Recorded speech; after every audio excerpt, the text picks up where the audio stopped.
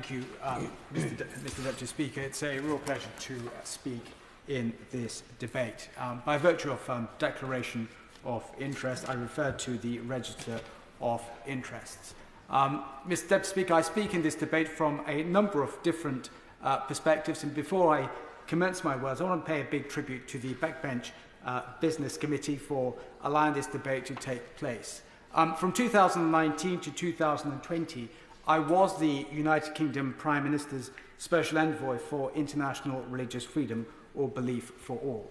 And I advocated and engaged with people from all across Parliament in an inclusive manner to ensure that the United Kingdom stood by and stood up for international religious freedom or belief for all.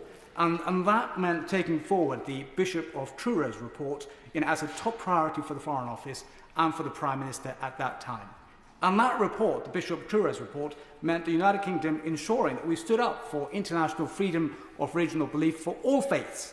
And during my time in office, as working with the United States, we set up a 27-member international alliance, states working together to advance international religious freedom or belief for all. And we then signed off the UK hosting an international summit on international religious freedom or belief. And then during COVID-19, we saw a real challenge for people around the world with regards to being targeted for their faith or belief. And there was a real increase in anti-Semitism. And there was a real increase in Islamophobia. And there was a real increase in anti-Christian hatred. And we saw that across the board. And I referred to that in the Westminster Hall debate when I stepped down from that role in 2020. So the question I raise is this, Mr. Deputy Speaker. Having advocated as a former UK Special Envoy for international religious freedom or belief for all around the world as a top priority for the United Kingdom government, for other countries around the world to do the right thing to ensure people are treated fairly and equally, that then means I have to ask myself with regards to how the situation is in the United Kingdom when we look at intolerance and hatred towards faith communities across the board. Today's debate is about Islamophobia. Some term it anti-Muslim hatred. I look at the Talmama statistics, an organisation funded by the government, and they say our latest figures cover, demonstrating a 7-fold increase in incidents of anti-Muslim hatred and Islamophobia. I then look at the Home Office figures. I look at the Home Office figures with regards to faith communities that get the largest amount of hate towards them. Home Office figures, independent, and they say in 2020, 2023, 44% of those incidents were against the Muslim community. 19% were against the Jewish community. I look at the figures in 2020 and 2021, and they say 45% of those incidents were against the Muslim community, and you had 22% of those incidents against the Jewish community. I look at the Home Office figures. These are Home Office figures for 2019, 2020. 50% of those incidents of hate and intolerance based on faith were against the Muslim community, 19% were against the Jewish community. Those two faith communities, historically, year on year, have had the largest amount of hate and intolerance against them, and that is unacceptable. And we now see the figures from the CST with regards to intolerance and hatred, anti-Semitism against the Jewish community. It is at an exceptionally high level since they started recording it. That is unacceptable.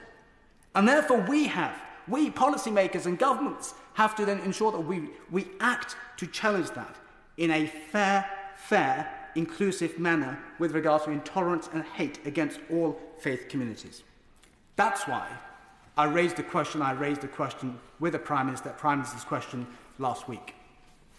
When we see a rise in intolerance and hate against two faith communities, and it's unacceptable, and then we see the autumn statement, and in the autumn statement, the government announces funding, 7 million to tackle anti-Semitism. And they were absolutely right to issue funding. Absolutely.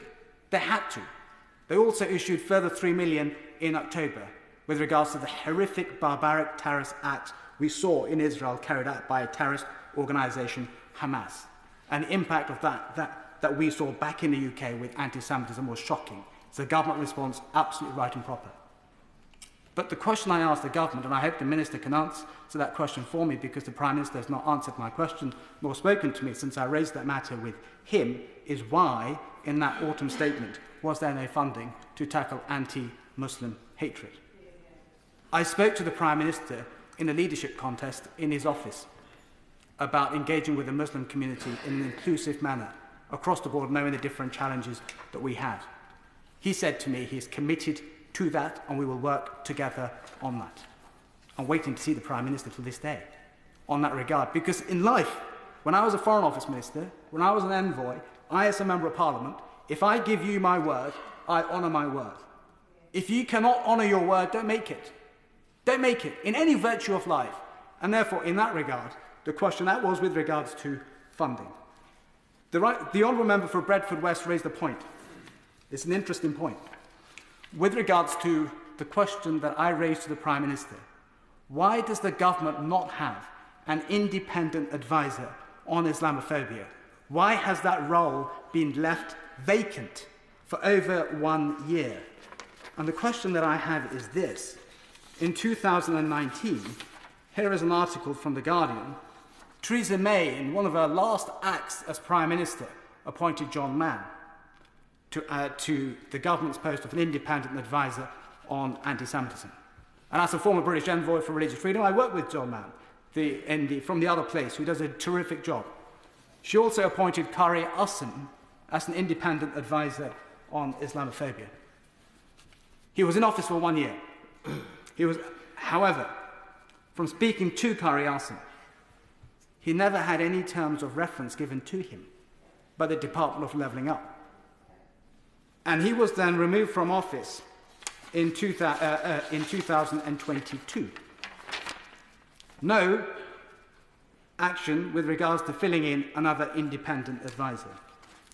And may I just pay tribute to our former advisor on Islamophobia, because here is a document which says faith leaders write a prayer for Holocaust Memorial Day 2020. His Grace Archbishop of Canterbury, the Chief Rabbi, and Kari Imam Ussin. If he was good enough to write that prayer, work with faith leaders, then I think we need to acknowledge his work. There may be a difference of policy with the government, but when you're an independent advisor, you do have to advise independently. Of course, I give way to the Honourable Lady. I'm grateful the Honourable Member gave way. Does he also accept, and he's making a really, really interesting point, that actually when it comes to Muslims, the measuring yardstick applied to Muslims for things that they have said is very, very different. If you say things, Islamophobia has become an acceptable racism. It's become an acceptable, respectable form of racism across society, and it's been emboldened by people who don't challenge it. In the case of Kari Ussin, is it not true that actually he was measured with a different measuring yardstick? I think what I would say firstly to that with Kari Ussin, he was somebody who worked with the Archbishop of Canterbury, with the Chief Rabbi, with all faith leaders, and he did a terrific job in that regard. And absolutely, when you're dealing with independent advisors, you have to then just ensure that you respect their advice, because they look at things from a faith perspective and they may sometimes disagree with you, but that's the role of an independent advisor in that regard. And the point I raised to the Minister is this. When you want to remove somebody from office, there's something called courtesy and decency. His letter of resignation, of being sacked from office, I have here, and it's not even signed by a minister at all. It's just a blank letter of saying you're no longer required for X, and because of your views with regards to not being compliant with freedom of expression. But I thought the whole thing about freedom of expression and respect is a difference of opinion, but there is a freedom of expression means people can engage in peaceful protest when they don't agree with a certain course of action. And I think the government needs to carefully look at that. But I would ask the Minister to answer this point, which the Prime Minister has, and I will ask that point, is why has the government not appointed an independent advisor on Islamophobia? Will it do it so we have parity with the independent advisor on anti-Semitism? When will that decision be made? And of course, I give the way to the Honourable Member for Manchester. Thank you. The Honourable Member is making an excellent progress in this very important subject. You've been speaking about Qari Asim, someone I also know who's an excellent Imam. Does it not conclude that the government never had any intention to doing anything with Qari Asim? The point I would say to the Honourable Member is this, and it goes back to, I think, having been here for 13 years, and he knows me as a Member of Parliament. I resigned from government before when the Asa Bibi, a Christian mother of 5, was not being given sanctuary in the UK. She should have done. Our government did not offer it. I was a British trade envoy for Pakistan. Having advocated for her for justice for her, she got justice in Pakistan. She needed a country to step up and help her take her in. Canada did, we didn't. I resigned from government because it wasn't the right thing. I come from a Muslim background.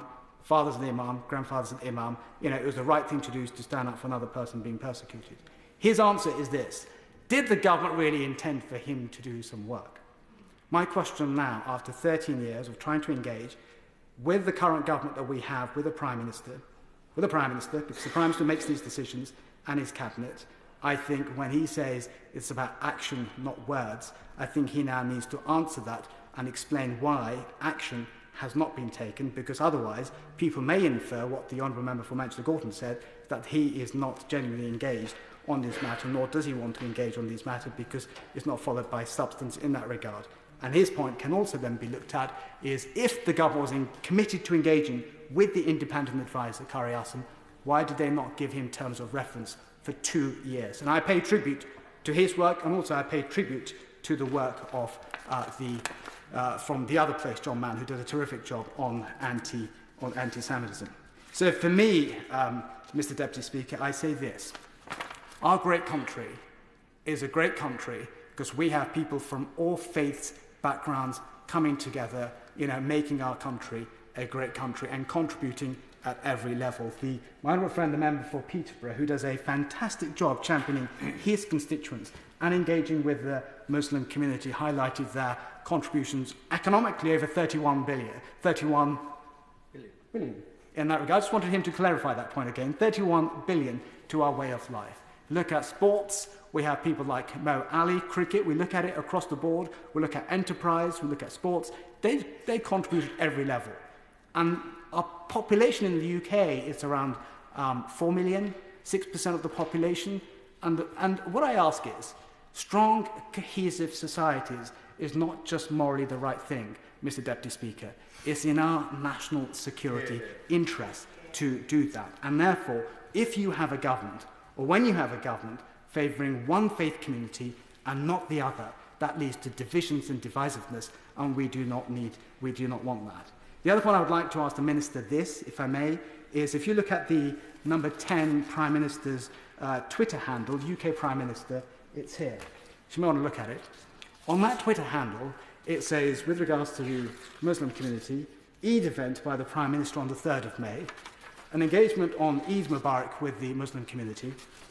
There's nothing else on the Prime Minister's page about tackling anti-Muslim hatred, but there is on 21 occasions about tackling anti-Semitism.